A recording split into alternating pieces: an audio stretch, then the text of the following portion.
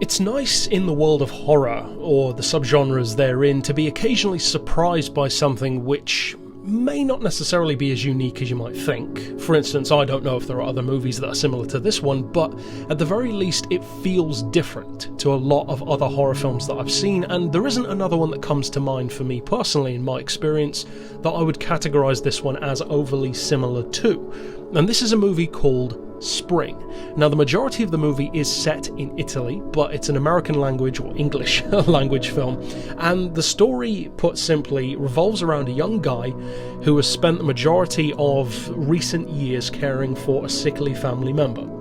And this particular family member passes away right at the start of the film, and this makes him realise, after talking to some friends, that his life has kind of just been about that completely over the previous years, just working to support his family, caring for them, etc. To the point where he kind of feels like he's lost himself a little bit, so he decides to go on a holiday to kind of try and have some fun and try and find himself again, as the saying goes. So he decides to go to Italy, and he meets some different people on the way, people who he gets a lift with, people who he stays in accommodation with, has a laugh with, and then he meets one particular girl. And this girl captures his attention, but she wants to give him a bit of a challenge. She's not easygoing, even though he initially thinks that she is, perhaps a hooker for instance. She wants him to try harder, to be a bit more interesting. And basically the rest of the film kind of reminded me of like a 1940s or 50s romance film, where it's the majority of the film taken up by dialogue between two people and with the backdrop of beautiful Italian scenery. Now that doesn't sound like the kind of movie that I would typically review, so there's got to be some kind of edge to that. And there is, because Spring is in the relatively unique subgenre, if you want to call it that, of romantic horror, kind of. Because this movie has some great practical effects, some very interesting CGI effects as well, if I saw them correctly, and some surprisingly well used and well shot horror moments. Because although there are a couple of scenes where you could say they're jump scares, the majority of the horror in this film is actually done really well, because without spoiling any particular scene or moment, the way that it's done was, I thought, quite clever, because it always shows something horrific at a moment that you're not expecting it to happen.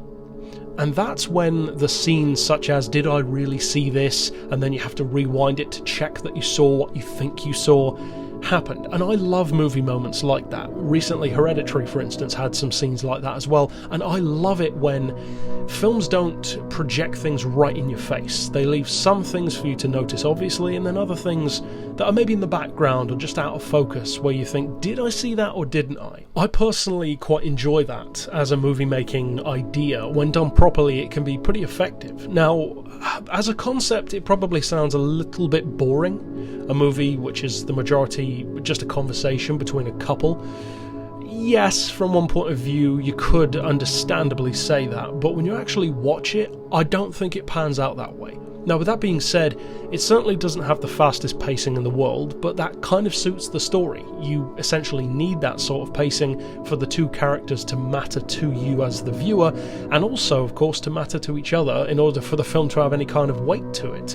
And it's that relationship in particular that I think carries the film. Now, this is far from being an amazing movie. I wouldn't put it as one of my favourites by any means, but I do think that purely for some of the thoughtful filmmaking put into it, such as with the horror moments and the concept itself, combined with the fact that it is pretty well made and has amazing scenery and good performances, not great but good, I think that all of those things put together are good enough for me to recommend checking it out at least once. Plus the fact of how unique it is.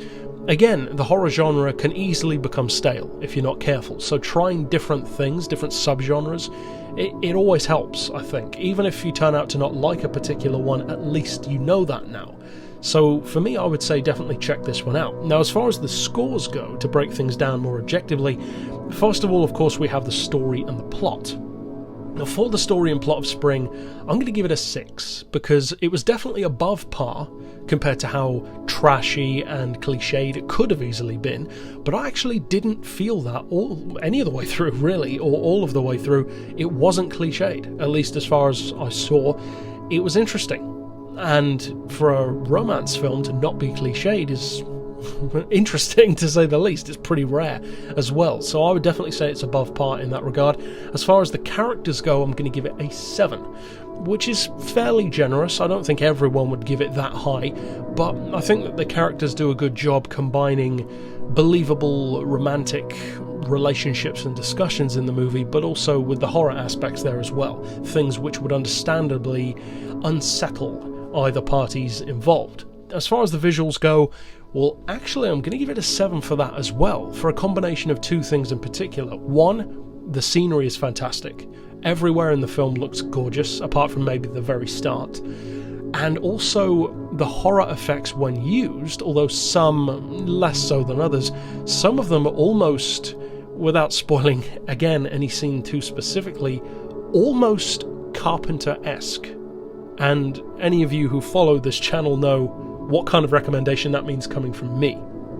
So again, surprisingly good visuals, I will say, and some of the designs in the movie are pretty good as well. As far as the soundtrack goes, I'm going to give it a 6. It was above par, nothing overly memorable for me, but I do recall liking the soundtrack. I thought it did its job. It was fairly subtle, if I remember correctly, the majority of the time. So yeah, a 6 out of 10 for me. And as far as the rewatchability, well, that's going to be the lowest, perhaps surprisingly, of all 5 for me, because I'm giving it a 5 out of 10, and what I mean by that is a 50-50. I might watch it again, I might not. It's just one of those films for me.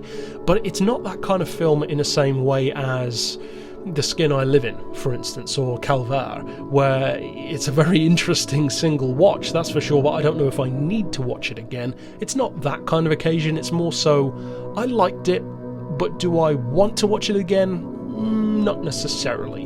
It's the kind of film where you might get more out of it the second time, but you also might not. It depends. Some people might absolutely love it, some people might think, that was okay. I think for me, I'm somewhere in between, and that's why I'm giving it a 5 out of 10. But as a tabulation of all 5 of my categories put together, I'm giving Spring a score of 3.1 out of 5, which is pretty respectable. That's a 6.2 out of 10, which is probably higher than most sites might be giving this movie or have given it. So yeah, I'd say it's worth checking out. It feels different, it feels fresh, at least compared to what I've seen. There are enough good elements in it to, at least as far as I'm concerned, recommend checking it out at least once. But that's it overall for this particular pick. Of course, I'll see you guys next time, and for now, as always, thanks for watching.